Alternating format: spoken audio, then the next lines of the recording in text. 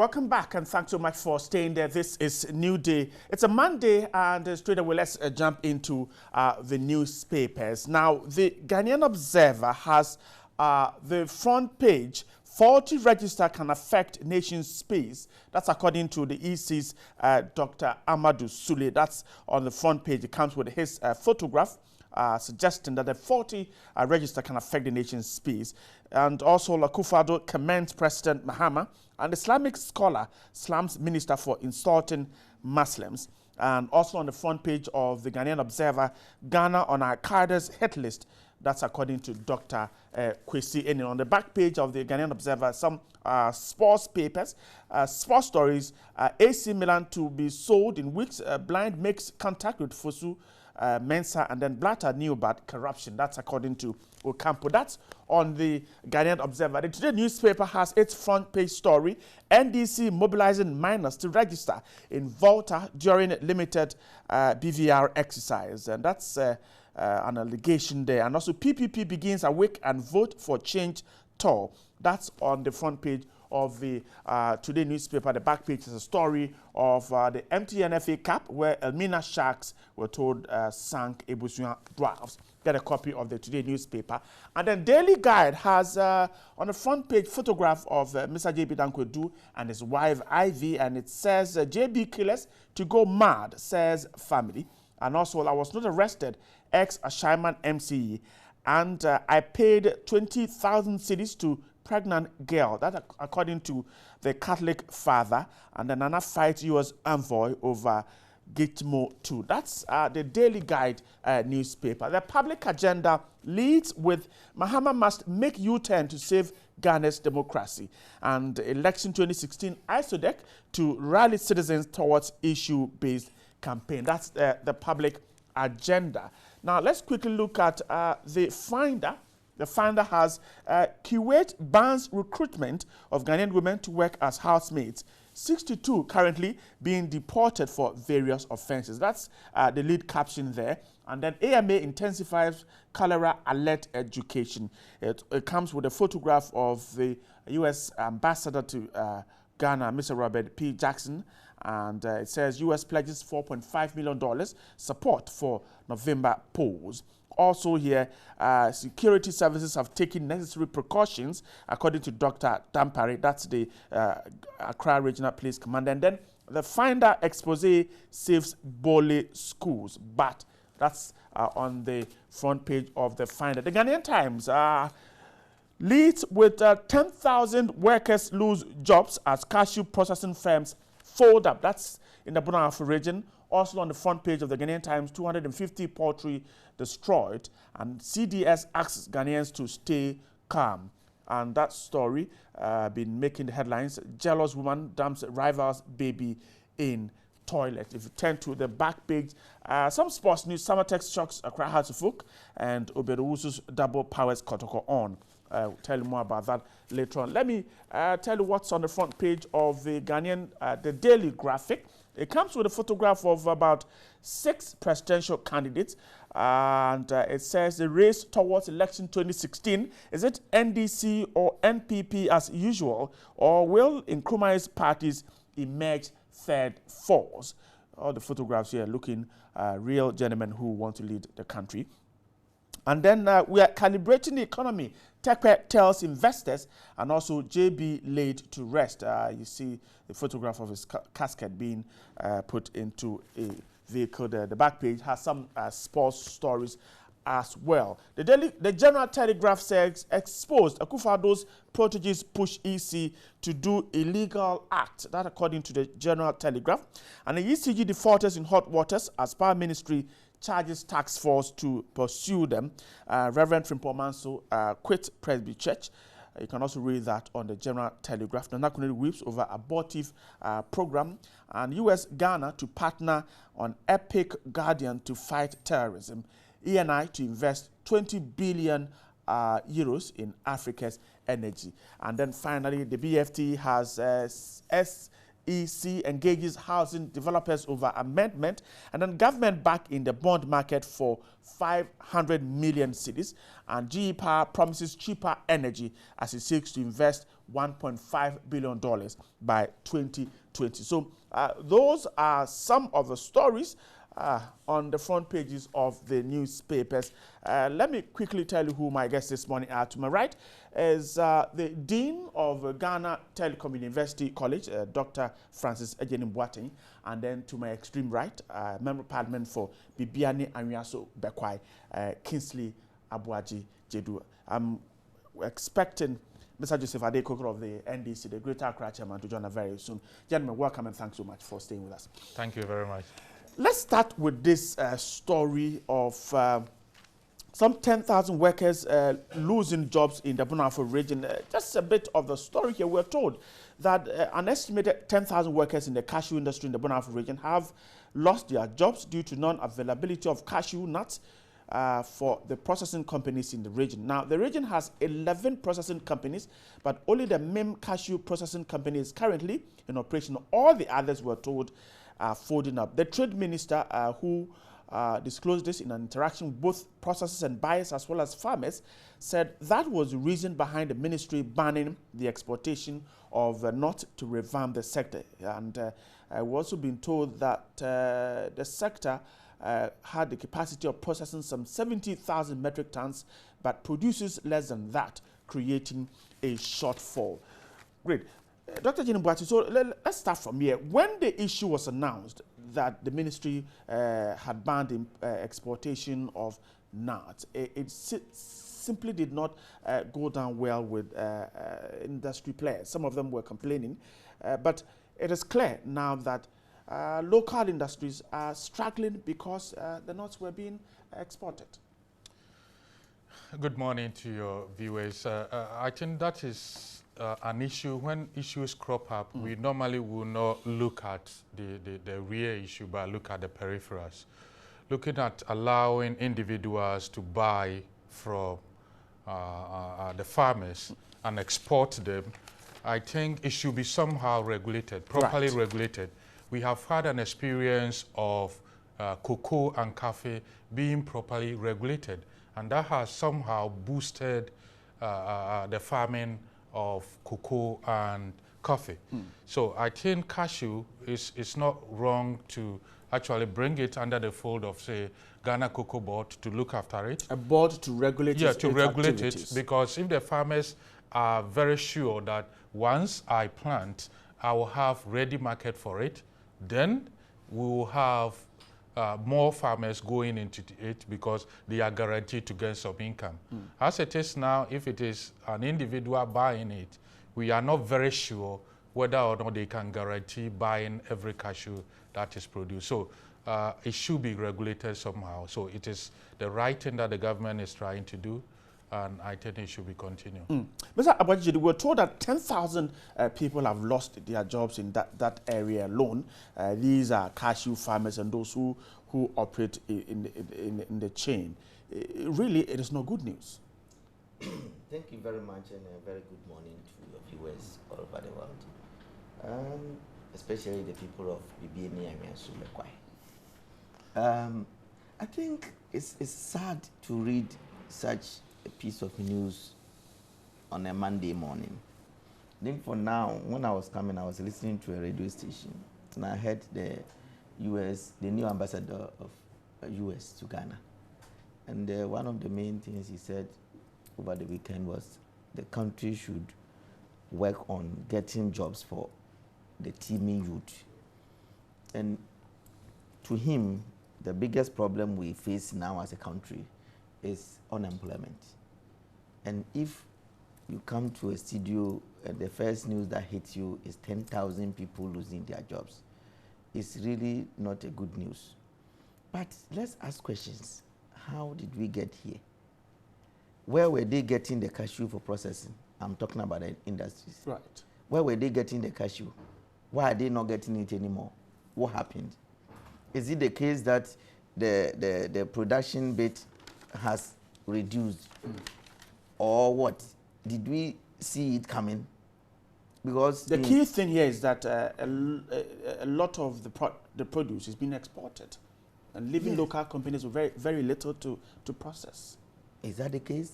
But I thought, like my the dean was saying, I thought that cashew came under the regulation of the cocoa board, because we used to have this company called what's the name, Cashew.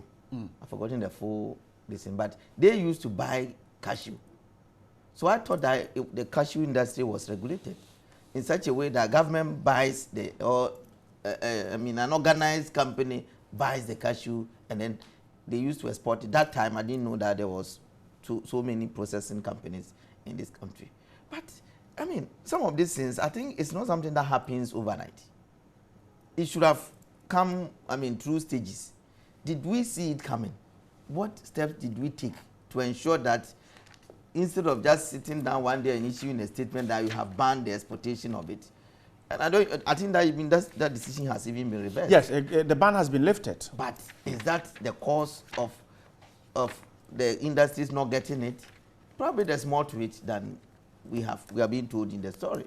Because I don't think an industry worth its salt will just wake up one morning and then find out that they can't have raw materials to produce. The little experience I have with processing companies and manufacturing companies, they always plan about 18 months ahead.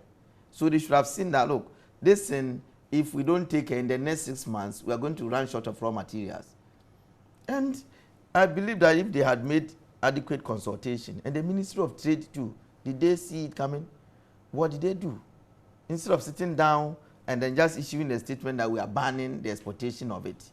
Is it the case that the economic climate in this country is not good enough to support the processing?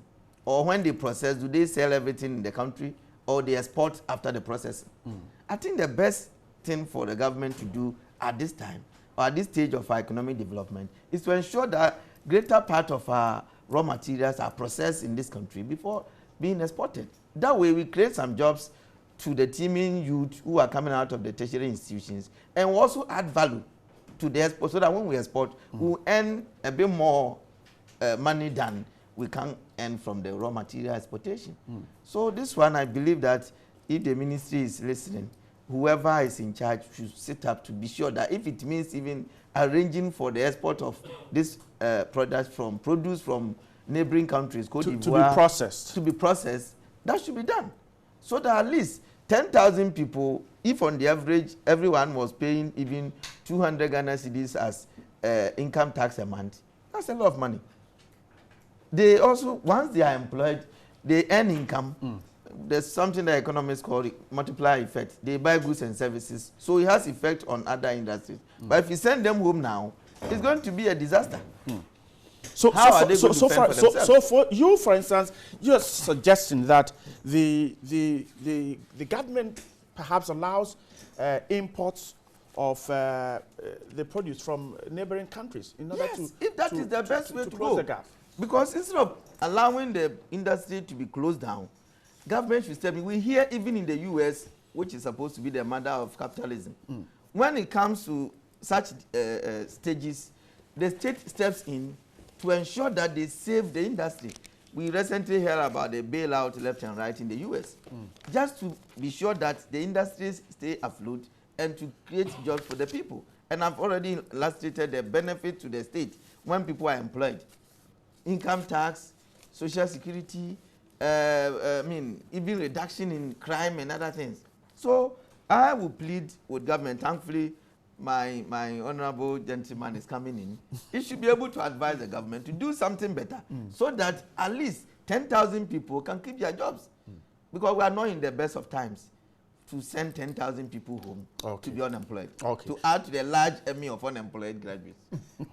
All right. Let me quickly take the opportunity to introduce my third guest. He's just joined us, Mr. Joseph Adekuka, the Greater Accra chairman of the NDC. Welcome. Thank you very much. It's been a while. Yes. Great. Right. I've also come back to you to talk about the lead story on the front page of the Ghanaian Times. 10,000 workers lose jobs. But before that, Dr. Boateng, so it is indeed getting the produce from outside the solution, or perhaps there is something else that we can do? Temporary to keep the 10,000 workers in their jobs, I think it is a good idea. But then we need to have a complete plan. it's about regulating it. At some point or during some stages, we're likely going to import. That is okay.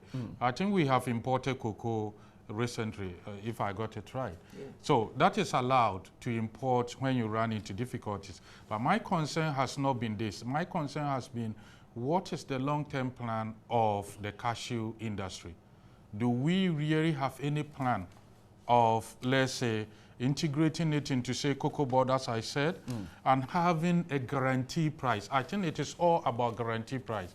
If even the government comes up with all kinds of policies, regulations, and the individuals who buy these do buy at higher prices than that of the government, they are definitely going to sell. Buy and export it. Yes, and export it. Rather than doing that, I think the government should look at the pricing of this. It is an agony for people to really lose their jobs at this stage, and it is double agony to me coming from this area. So I think the government should look into this very well, because cashew can be really good market, good income for the country. I'm grateful. Let me go to NewDay. So how can we cure this difficulty? The problem is that the lack of a board to regulate the cashew industry is pushing private people to buy the produce and sell them. How do we cure this? Yeah, let me say good morning to your viewers, my brothers here. I perfectly agree with the Dean that this is a matter of pricing and demand and supply. And you know, when demand and supply factors come into a situation, the highest bidder that wins. And if it's lucrative for you to export, right, and you are bound to emphasize more on exporting than adding value to the produce. Exactly what happened at cocoa industry. I mean, in Ghana, it was more lucrative for us to export the cocoa beans than to. So you cannot run away from what is happening to cashew nuts, right? It's the same principle, the highest bidder. So if you have a situation where, as we're doing the cocoa industry, we are able to guarantee them prices that comparatively to export and to keep it here, you find it more lucrative to keep it in this country to do the processing. Because the Minister of Trade recently resorted to having this cashew nuts being banned. And even the producers themselves were up in arms against it. Hey, no, you can't do that. You can't tell us what to do with our produce. They prefer to export it than to process. And so I think it's the way we have to balance the equation, find out whether we can afford to guarantee them prices which will enable them to keep the produce here and allow us to add value to it and more, because these are private farmers, right, who are on their farms, who are producing the cashew nuts. Unless unless the processing firms will also have to have outgrowers. You know, all these things you have to think about. I think out of the box. Everybody says government. The processing firms, they can also engage outgrowers. They can get the farms and grow these things and employ more people.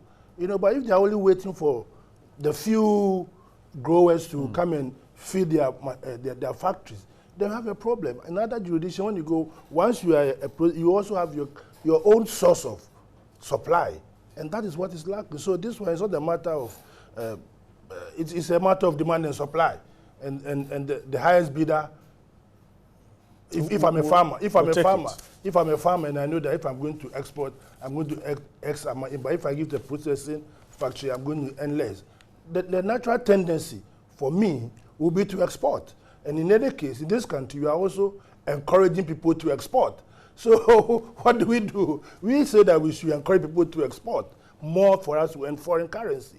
Here is a situation where the farmers say, let me export and earn more foreign currency. So is the chicken, the egg and the chicken. Which one do you kill first?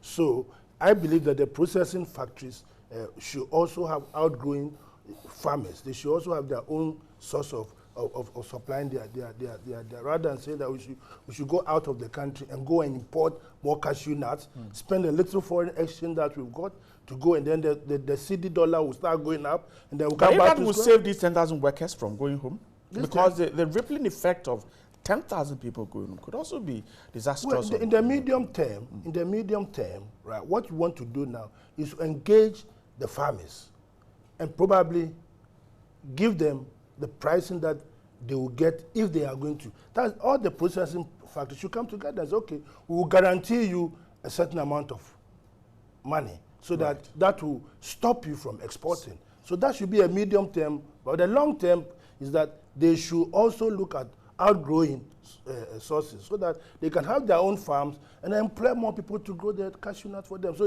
it becomes easier for you to have otherwise, trust me, if I'm a farmer and I'm going to get more money for exporting, you can't tell me that I should take 5 cedis there when I'll get 20 cedis outside. And also encouraging export. So you can have your cake and eat it.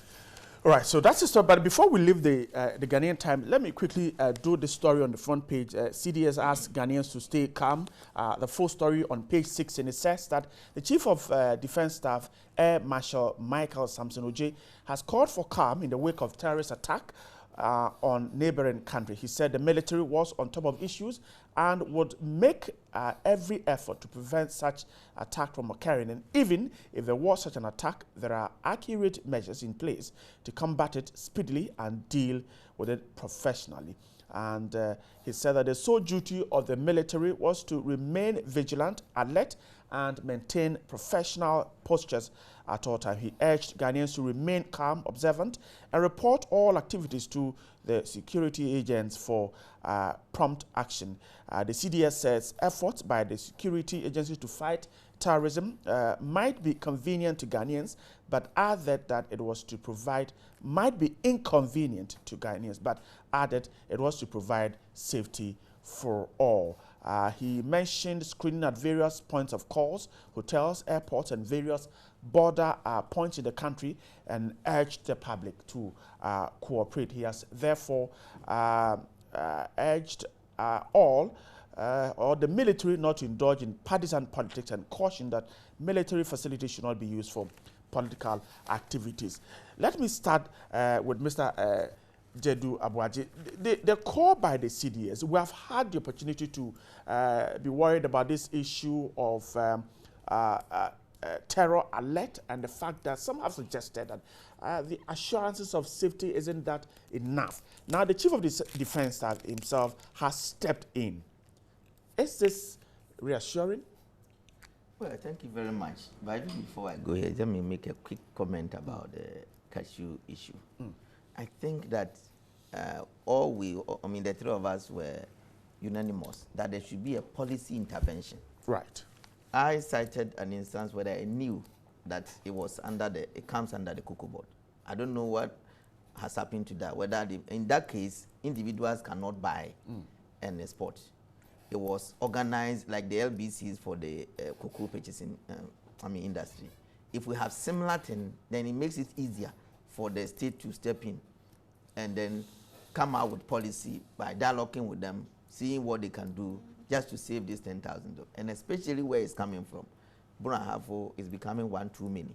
They are already suffering from their liquid cash that they invested, and they were filled by the state agencies. Now, their livelihood is also being taken away from them. I think it's becoming one too many. So the earlier we stepped in with the appropriate policy intervention, the better it will be for the people of Brunahafo and the people of Ghana. Thank you. Thank you. All right. Right. On the security, well, I think we cannot fault the CDS. Anybody in his shoes cannot help but to give assurance that yes, we can do that. But we want to see more action. Of course, in some selected places, public places, now when you are entering big hotels, you are stopped, you are searched, they make sure that, but I get a bit worried. Most of them don't have any gadgets. They only look at it, open your boot, they come and look at the boot, and I wonder what they can see with their naked eyes. Probably they have different eyes than some of us. So maybe they can see better than we can. But I believe that it is better, to be better if we had gadgets where you just even run over it, and whatever, if you have any weapons, it can be detected. That would be better, and that would be more effective and efficient. Other things they are doing, I think these are security matters. They cannot come out to tell us what they are doing. But the physical things that we are seeing, I think that it needs some sort of improvement. Like I've said, gadgets, especially at the public places, hotels, shopping malls, airport, those areas where the big men go, because that is their target. You know, when they come in, they look at areas where they can have serious impact, where foreigners go, where a lot of people gather. So maybe looking at those areas with the necessary controls, I think will allay the fears of all of us. So at least you are satisfied with what has been done so far. I mean, these assurances, the president himself has spoken about it. Of course, the leakage last week, he spoke about it, and the CDS assuring that they are on top of issues. That gives you the hope that we can deal with it in case it happens. For that, you see, as an MP, I don't want to be a bit too pessimistic about some of these things, but even in American security system could be broken into. So these people, they are almost always ahead of the security agencies, but it doesn't lie in my mouth to say that what he's saying is not reliable or what. Let's all hope and pray that they are able to do something, or what they are saying they will do when it's done can avoid that a catastrophe happening to Ghana. But I mean, since September 7, was it September 5 or whatever? September 11. September 9/11 in the US, I mean, a lot of people have started raising questions about the security system all over. Because nobody, even the strongest pessimists thought that American security system could be actuated that way, but it happened. So let's all pray and hope. And I believe that there was over the weekend, there was a discussion, last week, there was a discussion about some prophecy happening. Once it has gotten to the spiritual realm, let's hope and pray that when they pray, those priests pray, they will be able to avert it, prevent it. Because maybe without the intervention of the Almighty, or there's not much we can do. All right, I'm grateful. Dr. Jenny Boatin, now, the security services have assured that they are on top of the job. But what do you think is, or how key is the role of the public in dealing with this? Because some of these terrorists, they come and live amongst us. Yeah, the public is very, very important.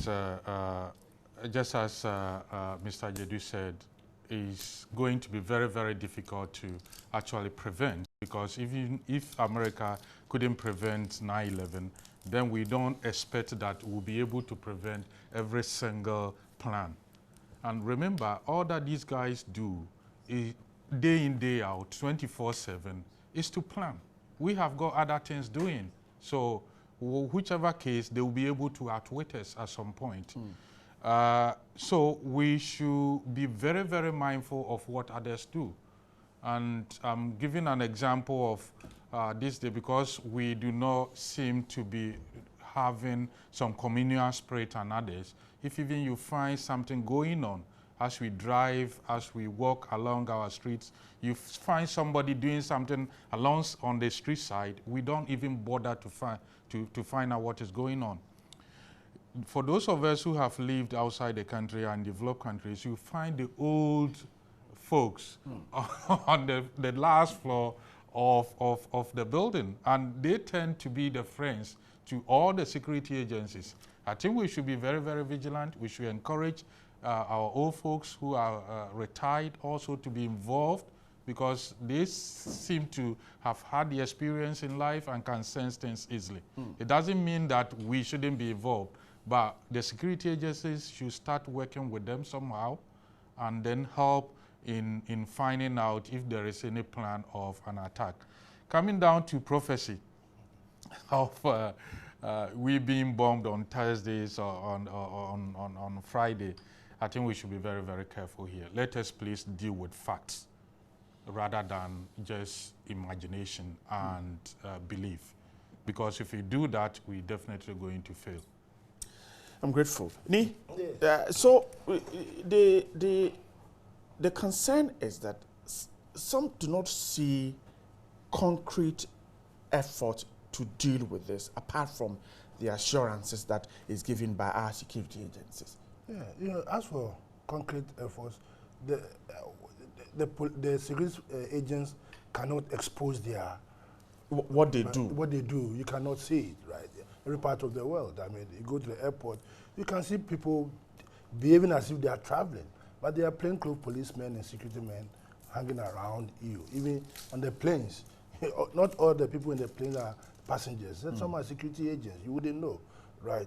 But the concrete efforts are the ones that we see that when you are entering a hotel these days, or even the airport. Now, before you get to the airport, the departure area, I think there's a roadblock that you have to go through, and then your luggage is all. So at least efforts are being made to reassure us that government is on top of the issue, right? But like I said, we talk too much. You see, Dr. Kumbo once said, Ghanaians are paid to talk too much, but not to bring ideas. You know, we keep talking. And if you listen to all those who are talking, nobody can even say, oh, do this. But we are fond of talking, you know, and then trying to say that the security agents are not doing anything. When you yourself haven't professed what they can do to add to their stock of intelligence. Look, Friday, I was coming to work, right? And there was a dead body on the street, somewhere around the Agbublushi. Everybody was passing.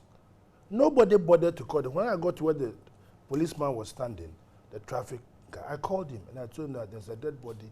I've been lying there since the night before. And Ghanaians were just passing. So I'm just alluding to what a doctor is.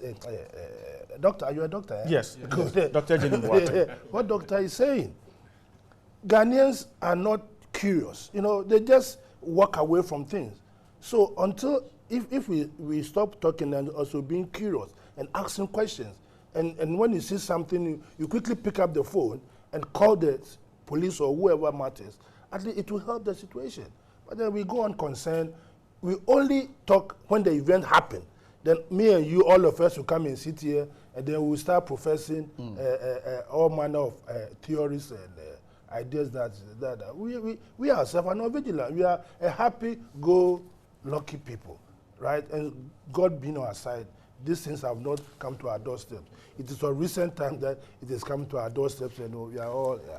But I think the chief of defense staff has assured us that, and I believe that for 24/7, the important places are the borders, the areas where there are certain border points where it's unmanned, and that is the bane of our borders. There are a lot of paths that you can use to come to without being detected. Checked.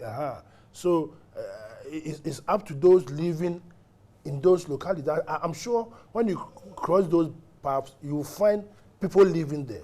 We should rather go to them and tell them they should be alert, because invariably they know everybody within their catchment area. I'm sure they are not big population, big villages, so they know everybody who lives around. So if they see strangers coming, they should be the first point of call to apprehend them or give signals, and that will help the situation. But I think for now, I think the government is on top of it. And about the prophecy, I believe that those who God has endured them with those kind of eyes should also pray unceasingly. You know, they should keep praying when they see those things. They see those things. All right. Yes. Okay. I'm grateful, Mr. Adekoka. Now, let me turn attention to the Finder newspaper. The front page story says Kuwait bans recruitment of Ghanaian women to work as housemaids. 62 currently being deported for various offenses. Let me read a paragraph or two of a story. It says that the government of Kuwait has taken a decision to stop issuing visas, that's visa 20, to Ghanaians recruited as maid servants in Kuwaiti homes following increasing reports of abuse and maltreatment by Kuwaiti families. The issuance of visa 20 will only resume after Kuwait and Ghana sign a bilateral agreement that streamlines procedures for recruitment and outlines conditions of service to offer better protection to the maid servants. Now, Ghana's ambassador to Saudi Arabia, Alhaji Said Sinari, disclosed this to the Finder. Meanwhile, the deportation of 62 Ghanaian girls arrested in Kuwait for offenses such as prostitution organizing parties without permit, as well as running away from their families, where they were serving as housemates due to maltreatment, commenced last Saturday. Their ages range between 17 and 25, and they have been in Kuwait for between 6 and 15 months. The girls are being deported in batches of 5. 5 of them arrived Saturday, and another 5 arrived yesterday. Another batch is expected to arrive today. We're told that Ghana's ambassador to Saudi Arabia played a key role in getting these persons freed from slavery. Now, let's start from here. Mr. Jedru, what really is it the fact that the economy in Kuwait is simply better, which of course is a fact, but is it just that why these girls are leaving? Yeah, leaving for Kuwait. Exactly. Well, I think earlier on I said something, and it's a fact that everybody is aware of, that the biggest problem we are facing in this country now is on youth unemployment. And when anybody is unemployed and they hear that they can get a job somewhere, they will want to go there. I have, in my own way, been advocating for this way of doing things, even before we get to this level. You know, there are a lot of professionals we produce. Ghanaian, it is said that if you go to New York, there are more Ghanaian doctors in the New York State than there are in Ghana. And what we train them with the taxpayers' money, and in no time they migrate for greener pastures. What can we do as a state? If we can't prevent them, how can we benefit from those who go? Those are professionals. We can have a way of packaging them, in my own estimation, packaging them for export. Just the way we import doctors. If the word import is the best word to describe. We import doctors from what do you call it? Cuba. Cuba. Yeah. I'm sure that when they come here, they don't get stranded. They come well arranged. When they come here, they are very much regulated. They have an association. They can, if anybody gets into trouble, there's a way of managing it in such a way that he doesn't feel alone. A situation, in fact, in the last 1 year, we've been hearing news on the various news media. Private companies recruiting people and exporting them to these countries, the Middle East countries. I know for sure that the Ministry of Labor and Employment has some guidelines. They are supposed to regulate some of these things. But beyond the people getting there, who ensures that their rights are protected? If you can recollect what you read, some of them are being deported because they organize parties. Without permits. Without permit. When they get to these countries, do they get induction? Are they given a training, a briefing as to the do's and don'ts of these countries? The culture that they are going to fit in. Do they get briefing on that? If they do, who ensures that at least they do the basic things to ensure that they enjoy their peace whilst there? We hear most of them being cheated. Recently on the social media, you saw a lady, very nice lady, whose picture was being circulated around. They said he had gotten crazy in one of these countries, and they wanted somebody, the relatives, to go and bring her or something. I mean, the bottom line is that they are human beings. Once you get to a foreign land, you might not fit perfectly. You might have a problem. What controls are we putting in place to ensure that when they get into trouble, they are able to get the basic support that they need? The embassy, does it have the capacity to do that? Are they given adequate resources to do that? I believe that, yes, it will be difficult to stop some of these things. Whether formally or informally, people will migrate for greener pastures. As long as we remain, challenged about employment avenues. Even when we have employment avenues, some people will still prefer to be in other countries. So it is up to us to sit down as a nation and look at how well can we do this. If even it means that having some regulations in such a way that when you go there, we will take even 1% of your salary to a coffer somewhere to be sure that we have people protecting your interests. I think that would be better. Because at the end of the day, state is there to protect the interests of the citizens, wherever they might be. So that is my suggestion. For those who are going to be deported, I'm sure the ambassador is stepped in, ensuring that they will get home safely. But I think last week or two, even in Public Accounts Committee, we met the foreign minister, and we have a lot of some of these challenges. The embassy might not even have the resources to do this. So, and I'm sure that this will be done under the Immigration Directorate. They might even have 1 or 2 officers in the embassy who might not have the money. So they, in such situation, they might borrow from the foreign ministry. It can remain years without being paid. Next time, when somebody else is in trouble, the foreign ministry will say, well, what we have given you, you've not been able to pay, so we cannot afford to give you anymore. I think there is we should sit down and think through some of these things now that they are at the minimal stage and they're going to develop. So we think through how best we can safeguard the interests of our citizens outside Ghana, and especially when they have migrated for greener pastures to go and work. Can we, as a state, if even we cannot benefit from them at all, at least we should be able to, if it means taxing them or at least putting some few amount somewhere to protect their interests, we do that so that we all have their peace when they have their peace. So, President Martin, the story says that the country, that is Kuwait, says it will only resume the giving out of the particular visa, the visa 20, after Kuwait and Ghana has signed a bilateral agreement that streamlines procedures for recruitment and outlines conditions of service of these persons, which means that initially we faltered. Now, is this alone enough to prevent the kind of abuses that they go through? I mean, if the foreign ministry in Ghana here signs an agreement with the Korean, the Kuwaiti people in Accra, is that enough to guarantee that these abuses that they go through will be reduced? As a country, I think we are very good in signing agreements. We are very excellent.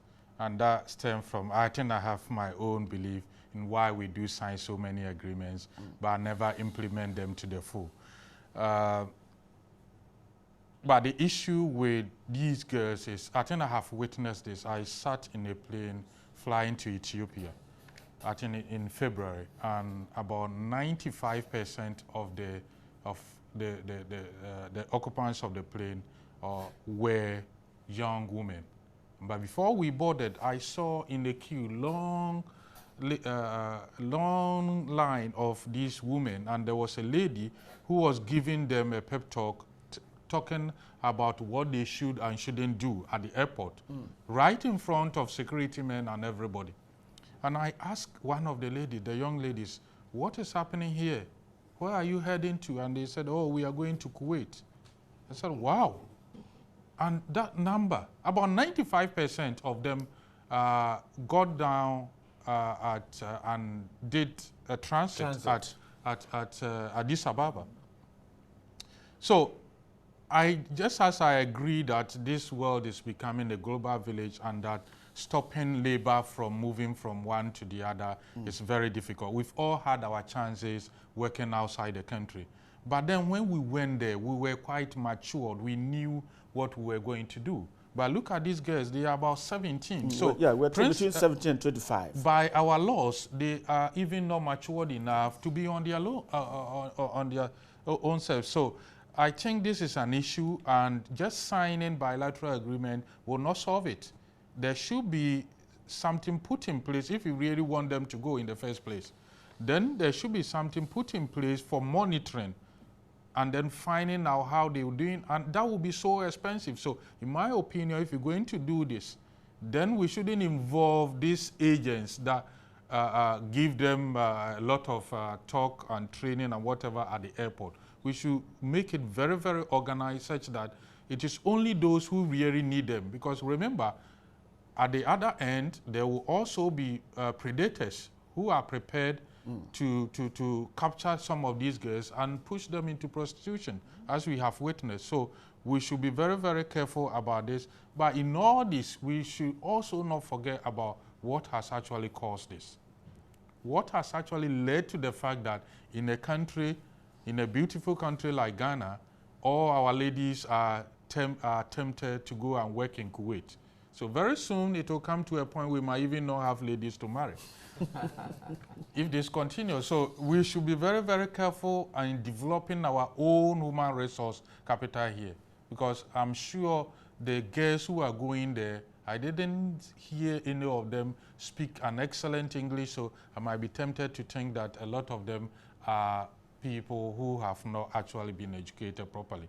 We should be educating them or training them very well such that they can be on their own rather than going out there to Kuwait to look for this maid servant job. Okay, I'm grateful. Let me come to you because the information coming in also indicates that a greater percentage of the girls were illegally sent to Kuwait. In fact, none of the registered firms that do these transactions was involved in the girls sent there. So these firms are operating illegally.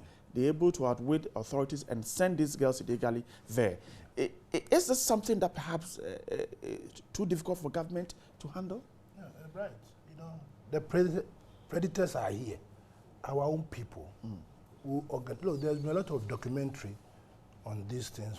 Even this morning, CNN was showing a documentary on Vietnam where people are taken across the river, the northern part of Vietnamese to China on the pretext of giving them a job and then ending up the same way that as slaves that these girls are being led to. Secondly, the psyche of the people themselves, the Kuwaitis, the Qatarians, you see, those Arab countries themselves, some of them, their behavior or the perception of we, the blacks, also becomes a factor of how they treat the way they treat the people. Exactly. You know, they have the mentality that, I mean, during the slave trade, you know, the Arabs were selling the Africans. So that mentality still exists. Now, why are we allowing our girls to go to these places? One, it is because of the greener pasture. But not all the greener pastures are green. And that is where the problem is. And you rightly ask, we've got institutions who are supposed to regulate these kind of things. In the Philippines, it's government to government. In the Philippines, they allow their ladies or their women or their men to go and work abroad because the government itself, does the recruitment, and then you go for a period of 2 years or 1 year, the government taxes you, after 2 years, you come back. So there's always, they are always keeping an eye on their fellow citizens who go out to work. That is what the Philippines do. No, so either we also, if you are going to sign a bilateral arrangement, then probably it should be, you can only go to Kuwait or Qatar or Dubai to work if you are going on the ticket of a government institution. All right. You go to the airport and the visa that is in your passport hasn't got a government of Ghana exit visa on it, you should not be allowed to travel. You see, we should be firm in these kind of things. Government must come in. You cannot prevent our people from going out to look for work. Most of us have done that, like the doctor said. A lot of Ghanaians have gone and come. Right? The experience also enriches the nation. But then there's a need for us to regulate it. So for me, it is a wake-up call. If the ambassador there has realized this and probably has written a paper, I think what we should do now is that government should put a ban on our girls going to travel, our girls traveling to Dubai, Qatar, Saudi Arabia, all those places, unless it's a government-to-government recruitment policy. That is what we should do, because all of them are suffering. It's not only. It's not only when you go to Saudi Arabia. It's even worse. The owner of your landlord or your whoever has employed you even ends up sleeping with you. There was a recent case where a girl had given birth to twins, and the father of the children, well, one of them was somebody she was working for, and eventually they had to throw her out. You know, it was you read in the paper. So this has been going on for a long time. Maybe now it is becoming more apparent for us to take action.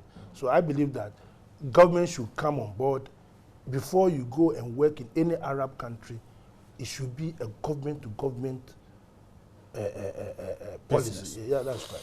I'm grateful, Joseph Ade Koka. Let me go to the Daily Graphic. Towards the race towards election 2016, is it NDC or NPP as usual? Or will Nkrumah's parties emerge third force?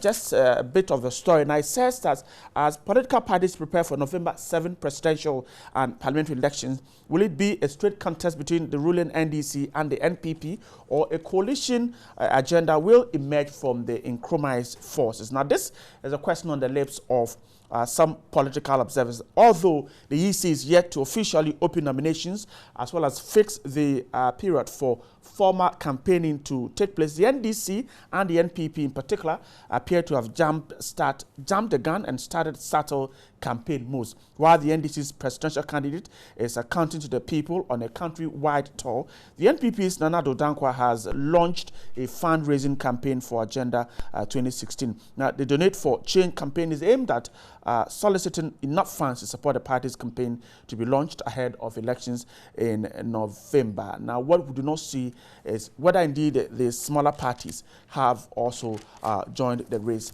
Let me start with Dr. Jenny Boateng. So, are we going to see the same NPP, NDC, and neck-to-neck race whilst the smaller parties just hang around and give them their support? Unfortunately, yes. Oh, I see. I see. I think whoever put this together, that the wish of Ghanaians, and for those of us who are not active politicians, is that we want to see a third force to bring in a bit of control. Our political, I always say that I think our political system, or democracy in general, which looks at winner takes all, in my opinion, is not the best. Is that what is killing the smaller parties? Yes, I think so, because I'm looking to a day when we will have a system where any party that wins will be forced to have about 20% of its ministers coming from the opposition. I know this is not possible. I'm only theorizing. I know. And this will be looked at as an academic thing that I'm saying. But I think the winner takes all is really damaging us. At the moment, you see Nana Akufo-Addo asking for or campaigning for what money is it funds? Yes. In order Raising that they can funds. run. And DC did the same when they were in opposition. They were really struggling. But so you can see a huge difference between the party in power and the party out of power. This shouldn't be the case. We should also be looking at capping how much a political party can spend on campaigns. If we come up with a system to say that, okay, for every party, you are entitled to say 10 billion for your campaign, I think it's going to be very, very helpful. Otherwise, we'll continue with all this issue of paying money for people to vote for them, and we really don't get people who are qualified to come and do the job. In any case, I think these two parties are not helping us. Nkrumah has been destroyed somehow, in my opinion, because Rawlings was able to delve into it and pick a lot of their people. So we need a third force. Dr. Nduom, I don't see him coming up so strongly, although I like him in person, not in terms of politics. Nana Kunadu, we just hosted Nana Kunadu. We didn't have to sit under the trees. We didn't cancel our program. It was really fantastic. We hosted her 2 weeks ago, and she was fantastic. She never spoke one single politics. So I think we should be looking at regulating even our political campaign. And the way it is going, I'm afraid it is money that is going to end up winning the election. Mr. Abuajejedu, so the NDC-NPP hegemony, when it is broken, perhaps, don't you think that is when we see real development? Thank you very much. To be very honest with you, I share the sentiments of Dr. Jenny Boateng, but for me, the practicability of it is very, very, very difficult. If you cap 10,000, let's say 10 million, how do you monitor to ensure that people don't spend beyond that? Yes, there's audited accounts. Audited accounts. Oh, but how many audited accounts only relates to the party at the head office? A parliamentary candidate. When I go to my constituency, someone donates. There's a funeral or there's a function. Someone donates something to me to spend on it.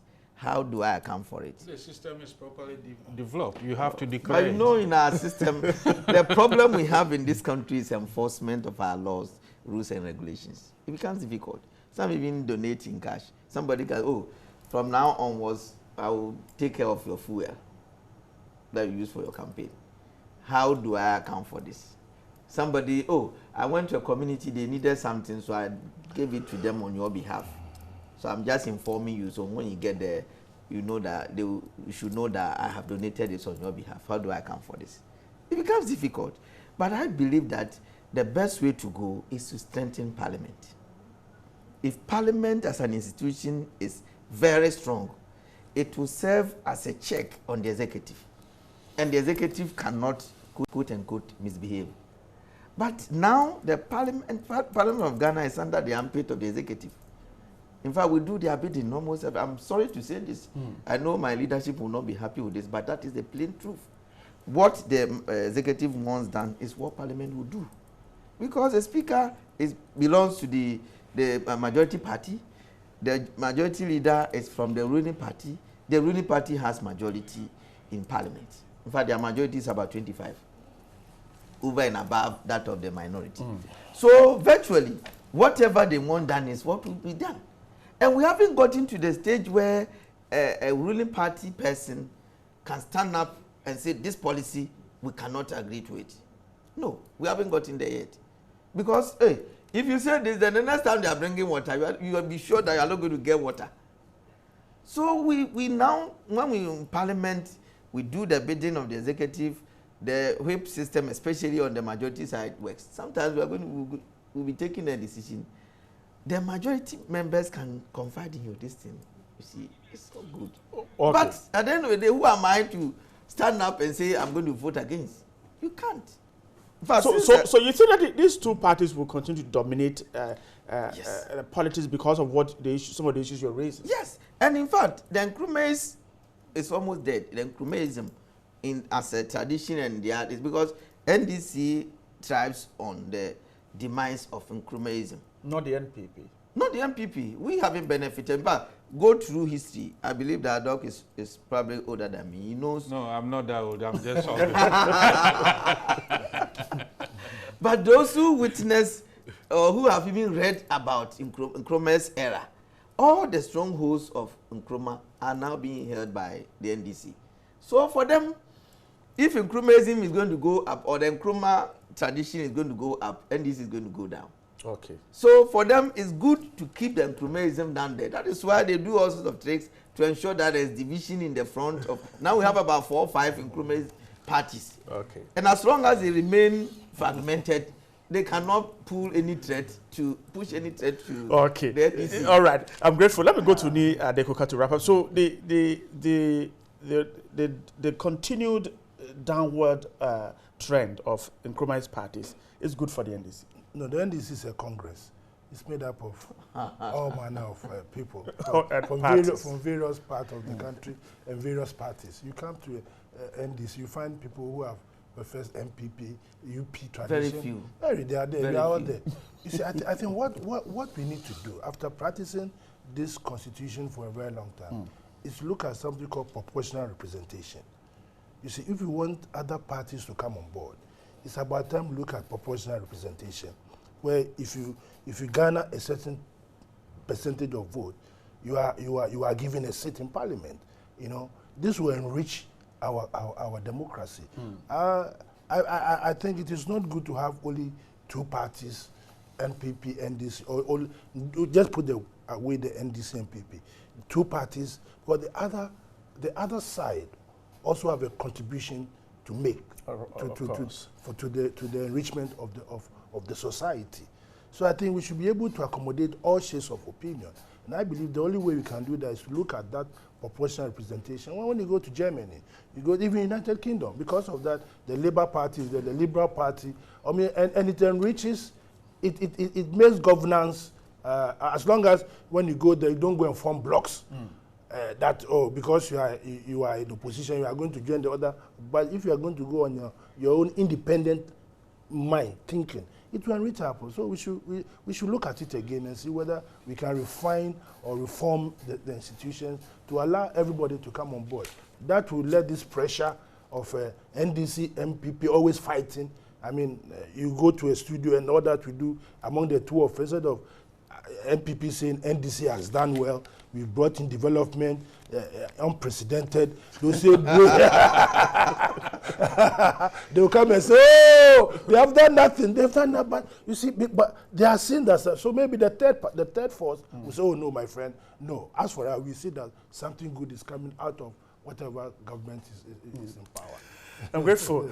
We have to wrap up here. Joseph Adekuka is a Greater Accra Regional Chairman of the NDC.